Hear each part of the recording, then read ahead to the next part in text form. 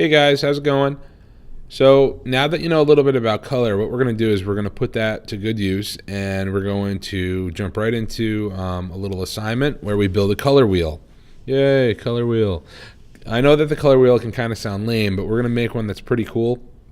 We're going to use Illustrator, and we're going to also use Photoshop, and we are going to create this image that utilizes a little bit of math to it, a little bit of science, and also a lot of color.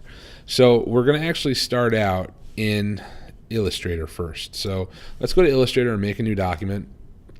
The document that you create can be any size. So I'm literally just going to say okay. I see it's 10 inches by 10 inches, as long as it doesn't say like 10 pixels by 10 pixels, that way you can actually see it. So I'll say that, and here's my document. And what I want to do is I want to go ahead and I want to start out with my shapes. So I'm going to go ahead and grab my shapes, and looks like my computer's thinking. So I have my rectangles, my rounded rectangles, ellipses, polygons, star tools, and my flares. I'm going to use everything but the flares, because if you took a class with me before, you know that those are evil. Those are not extremely useful. But anyway, so what I'm going to do is I'm just going to grab a couple shapes, and just a few of them, and I don't want you to think about this too hard, please. Okay, oops, let's go ahead and draw out a shape. I think a hexagon would be kind of cool. I think I kind of want it turned though. And let's see here. A rounded rectangle could work. Maybe another circle. And then how about a star? Okay.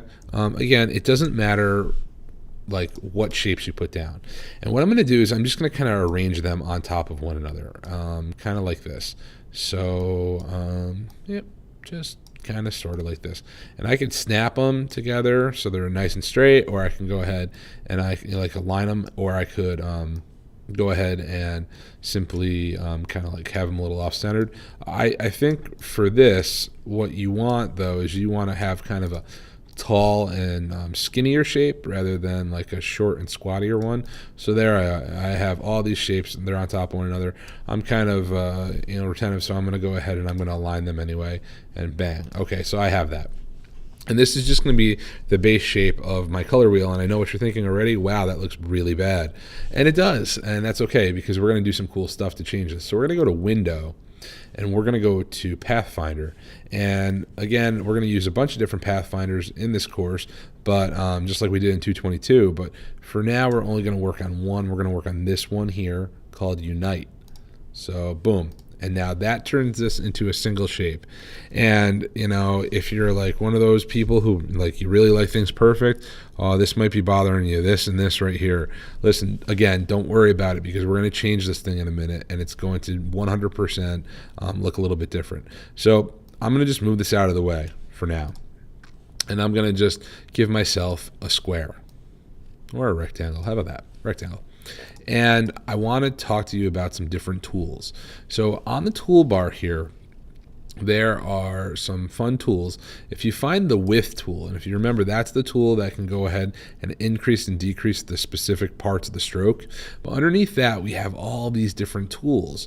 And I call these our Illustrator warping tools. And we have one that's literally called the warp tool, the twirl tool, the pucker tool, the bloat tool, the scallop tool, the crystallize tool, and lastly the wrinkle tool. And the way these things work is kind of like this. They're brushes. You see how there's a circle with a crosshair in the middle? So these things are brushes. So basically the way this works is I can roll over a path, or in this case a shape, and watch. I'm going to click and I'm going to drag.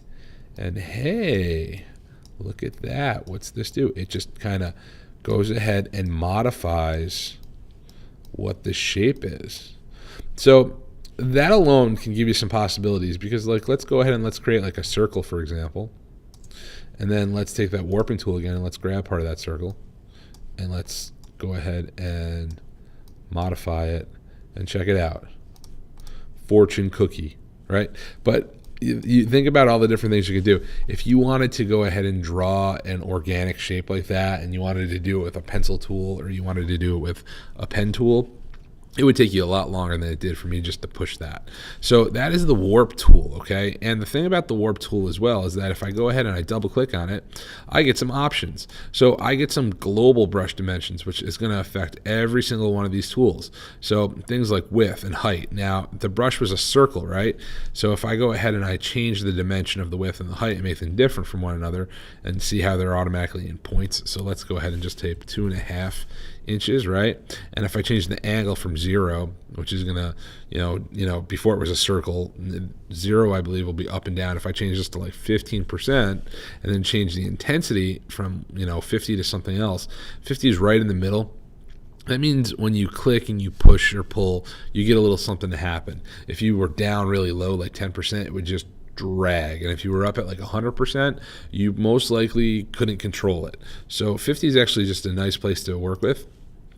And then you have special warp options where you can increase the detail or simplify or simplify it a little bit more. Play around with these things. You can show brush size if you want.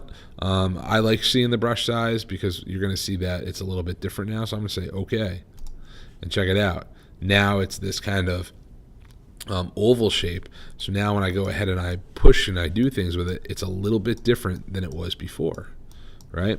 So that is the warp tool. Okay, now let's go ahead. Let's grab this thing, get rid of it, and let's start out with a shape that we're familiar with again. And now it's going to go to this tool. This is the twirl tool. Now notice again how I have that oval. So if I use the oval and I twirl, do you see how like it gives me these big kind of fat sort of twirls like this? And look, it almost kind of looks like, like a swan head almost. So let's go ahead and go click on the twirl tool and let's make these things the same. So let's say 1.39 and 1.39 inches and, not Q, but inches. And then let's make our angle 0, but honestly when it's a circle it doesn't matter. So I'll just say okay to that, and here we have a circle. And now I'm going to do the same thing. Watch, I'm going to click. And you see when I do that, do you see how the neck of this, I guess this shape that I'm creating, you see how it's equidistant versus here, how it got really fat? That's because now it's a circle versus an oval. But yeah, so this tool allows us to go ahead and create these kind of cool little like twirls, right? And I'll undo a couple. If I double click on it, I get those options, but I also get twirl rate. See, that's just 40%. If I go ahead and I just put a negative sign in there, so -40, it just moves it somewhere else on this little slider. And then when I twirl, instead of twirling counterclockwise, check it out, it twirls clockwise. And you can go crazy with this thing. Watch. All day long and just click and click and click and just be mesmerized by Illustrator. But then what you end up with is a hot mess, and that's not good for anybody. The other thing that you can do with this tool is you can click on it and you can move. And be aware that just because it lets you do it doesn't mean you should, because again, hot mess. This looks like kind of like some hippie, Spyro gyro kind of art, and we don't need that. When we do this stuff, we want to be able to control it. That's the biggest thing. Control is an important thing when we're working with this stuff. So we want to be able to do it. And it's pretty cool because, again, you can take something that you're familiar with, like a box, and then you can turn it into something like this, which again, if you wanted to draw out an object that looked like this, with a pen tool or something like that, you're going to take some time with all those curves and those angles. Here, we click on that button a couple times and check it out. It just works for us. So that is the twirl tool. Next, let's take a look at the pucker tool. So the pucker tool is interesting. You really have to pay attention to the circle here and then the crosshairs inside. So what the pucker tool will do is anything that is captured inside the circle, it will pull it to the crosshairs, and it'll like pucker that shape in. So watch. And see how it pulled that in? And now if I'm on the outside, watch. It pushes it out. So you can create some interesting things. Now, if I'm on the outside of the object like this, it does nothing. And if I'm all the way inside the object, it also does nothing. It needs to catch one part of these little lines to do something. Now, the opposite of pucker is bloat. Okay, so think of pucker like, you're puckering up your lips for a kiss, and blow is like you push all the air out in your cheeks and you have like chipmunk cheeks. So what that does is it pushes away from the crosshairs and it pushes into the circle like this. And if I have the circle on the interior of the shape, watch, it blows it out just like that. So on the exterior, it pushes it in, and we can push it in a ton. And then on the interior, it pushes, on the interior, it pushes it out. If I don't have a circle, and if I have something like, I don't know, an oval, it just goes to that direction. That's all.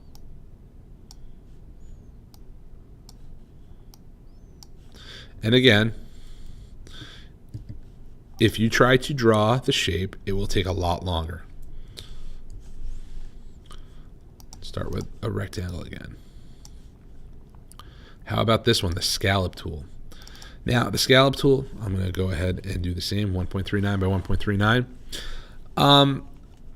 I recommend playing with these settings here, these details and complexity and things like that a little bit, but do it sparingly, especially when you're learning.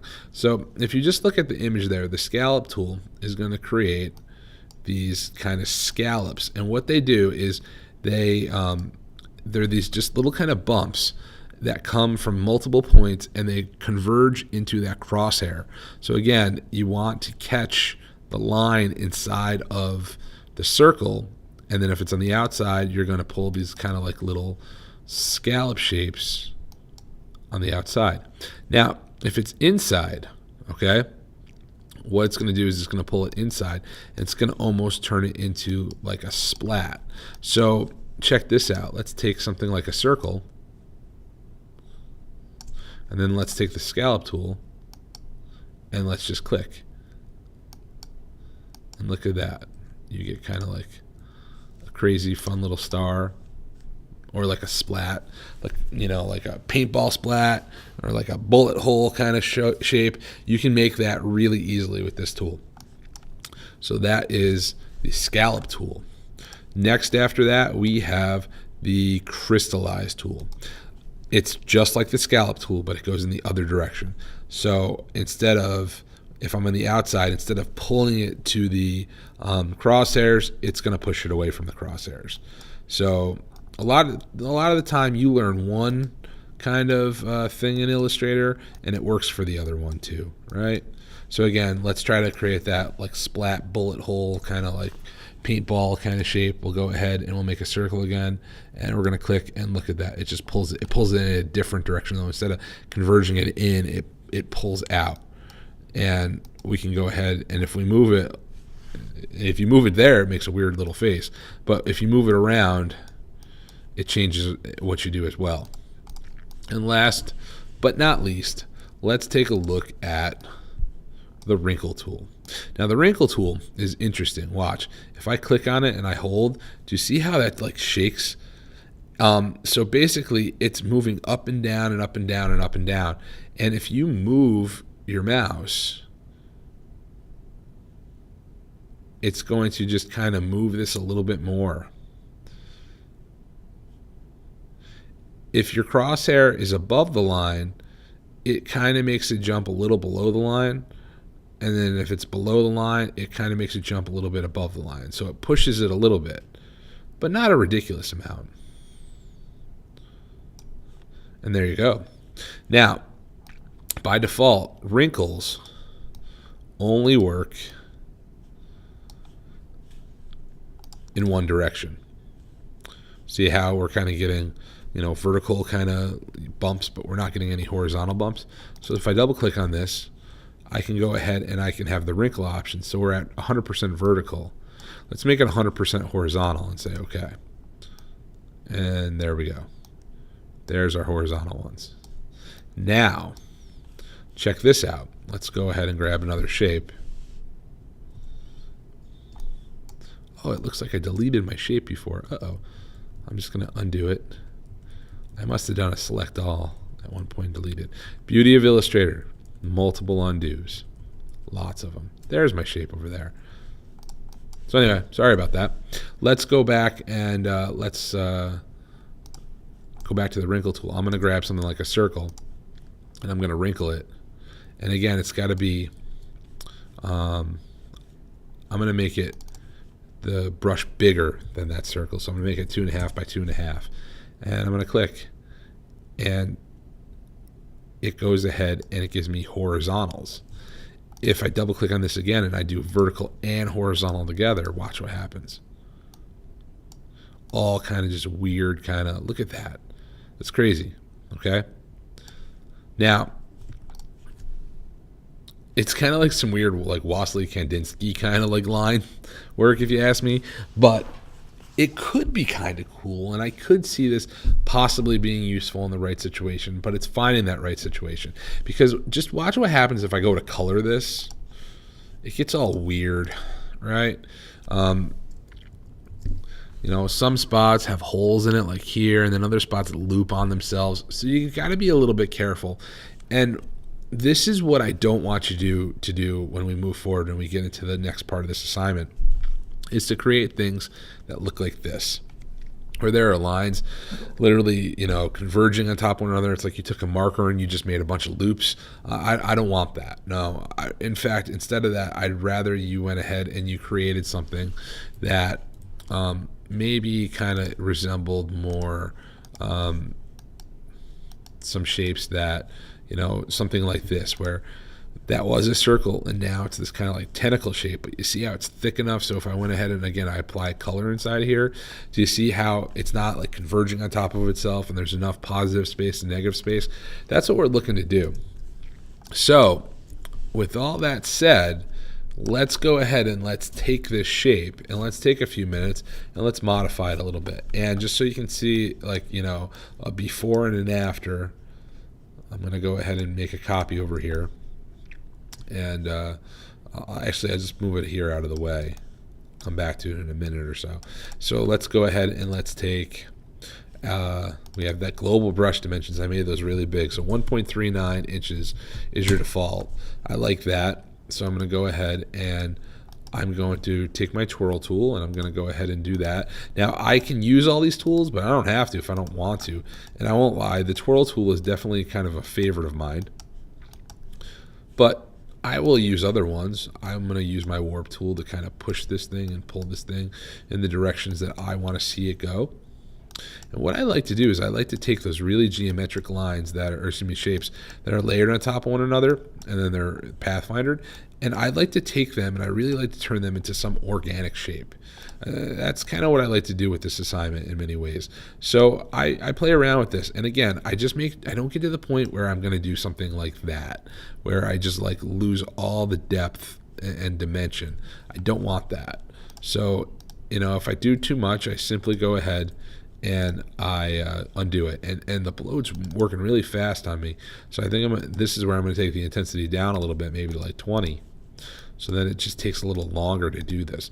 But you'll find that sometimes this stuff just goes super fast. So you've got to just go ahead and slow yourself down a little bit. Scallop. I don't think I really want a scallop. Maybe a crystallize. Yeah, that could be kind of cool.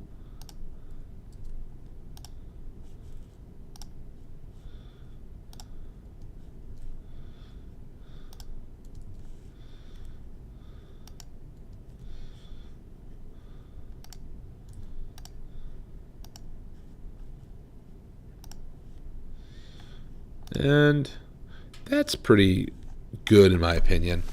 And so this is where I'm going to end this video. I want you to go ahead and I want you to take that shape that you created, excuse me, that group of shapes you created, and you united them, and then you went ahead and you created something organic. And just so you can kind of see where we started, here we are.